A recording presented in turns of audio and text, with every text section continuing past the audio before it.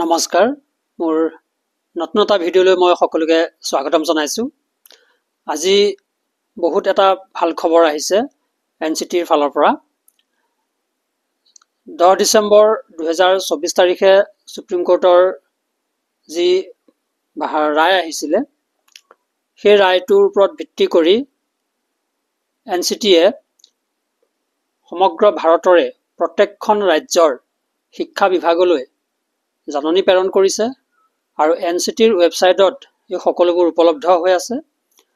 সেই নটিছখনত কি লিখা আছে সেই বিষয়ে আজি আলোচনা কৰিম।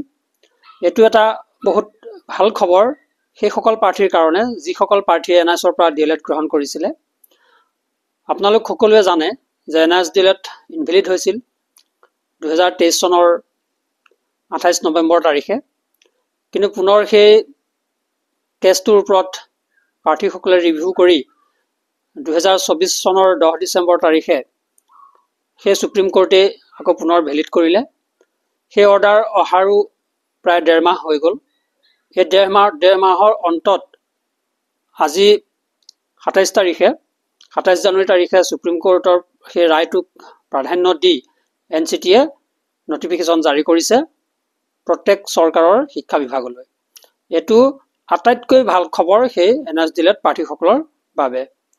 তাত উল্লেখ কৰিছে এনআইএছৰ পৰা যিসকলে ডিএলএড গ্ৰহণ কৰিছিলে সেই ডিএলএড 2 বছৰীয়া ডিএলএডৰ সমকক্ষ হ'ব আৰু প্ৰত্যেকটো ফ্ৰেছ ৰিক্ৰুটমেণ্টত সেই প্ৰাৰ্থীসকলে অংশগ্ৰহণ কৰিব পাৰিব বুলি এনচিটিৰ ফালৰ পৰা পোনপটীয়াকৈ প্ৰকাশ কৰিলে। আজি এটো খবৰে সেই এনআইএছ ডিএলএড প্ৰাৰ্থীসকলক উৎফুল্লিত কৰিছে আৰু আগন্তুক যি নিযুক্তি প্ৰক্ৰিয়া অসমত বিশেষকৈ হ'বলৈ গৈ আছে 5550টা পদৰ মেৰিট লিষ্ট ওলাবলৈ গৈ আছে আৰু পুনৰ 15 ফেব্ৰুৱাৰীৰ পৰা 4500 পোষ্টৰ যি বিজ্ঞাপন জাৰি কৰিছে সেই বিজ্ঞাপনতো এনআইএছ ডিএলএড প্ৰাৰ্থীসকল 2 বছৰীয়া ডিএলএডৰ সমকক্ষ হিচাপে স্বীকৃতি পাব আৰু সেই 5550টা পদতো যি মেৰিট লিষ্ট ওলাবলৈ গৈ আছে সেই মেৰিট লিষ্টত এনআইএছ ডিএলএড প্ৰাৰ্থীসকলে যিসকলে আবেদন কৰিছিলে সেই সকলক তাত নিযুক্তি প্ৰক্ৰিয়াত আৰু মেৰিট লিষ্টত অন্তৰ্ভুক্ত